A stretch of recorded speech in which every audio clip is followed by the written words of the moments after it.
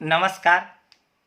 आपको भूतकाल की क्रियाओं का अध्ययन कराया जा रहा था और उन भूतकाल की क्रियाओं के अंतर्गत आपने आसन्न भूत, सामान्य भूत और पूर्ण भूत इन 3 क्रियाओं का अध्ययन आपने कर लिया था।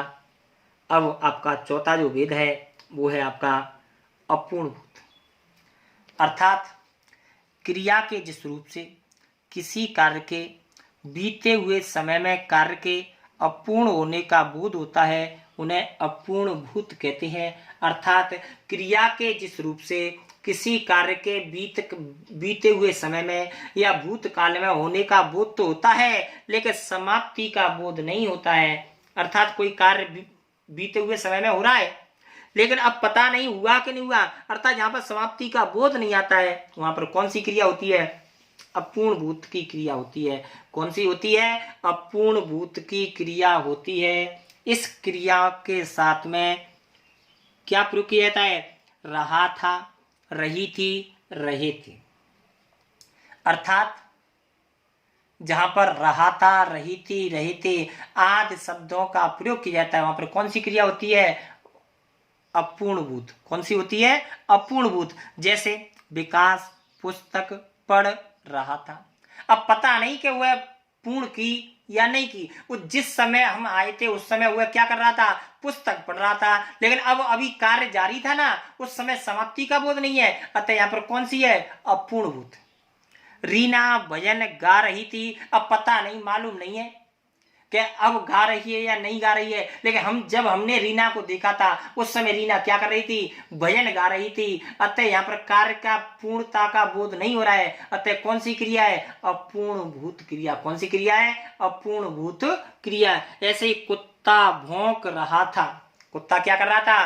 भौंक रहा था। ऐसे ही राम रावण को मार रहा था। राम रावण को क्या कर रहा था? मार रहा था। अब पता नहीं मारा कि नहीं मारा, क्योंकि यहाँ पर कार्य तो प्रारंभ हो रहा है बीते समय में लेकिन पूर्ण होने का बोध नहीं हो रहा है, अतः यहाँ पर कौन सी क्रिया है? अपूर्ण भूत क्रिया है। कौन सी क्रिया है? अपूर्ण भूत क्रिया।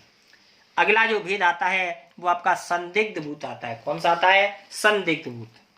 तो क्रिया के जिस रूप से किसी कार्य के बीते हुए समय में होने का बोध होने में संदेह बना रहता है या संदिग्धता रहती है वहां पर कौन सा होता है? संदिग्ध भूतकाल की क्रिया होती है। अर्थात क्रिया के जिस रूप से किसी कार्य के बीते हुए समय में होने या न होने का संदेह प्रकट होता रहता है वहां पर कौन सी होती है? संदिग्ध भूतकाल होता है। कौन सा होता है? संदिग्ध भूतकाल होता है। और इस कार्य की क्रिया में होगा, होगी, होंगे, अर्थात आ होगा, ई होगी, ए होंगे, ये शब्दों का प्रयोग किया जाता है। जैसे राम ने रावण को मारा होगा।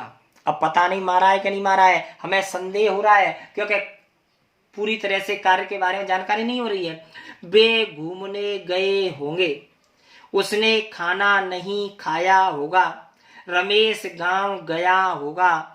मनोज जयपुर गया होगा। निधि ननियाल गई होगी। बच्चे विद्यालय गए होंगे। इस प्रकार से यहाँ पर कार्य के होने या न होने में क्या है? संदेह बना हुआ है, अतः संदेह होने के कारण यहाँ पर कौन सी क्रिया है? संदिग्ध क्रिया है। कौन सी क्रिया है? संदिग्ध क्रिया। आपका जो अंतिम भेद है वो है आपका हेतु मदभूत, जो आपको अगले वीडियो में बताया जाएगा। तब तक के लिए नमस्कार।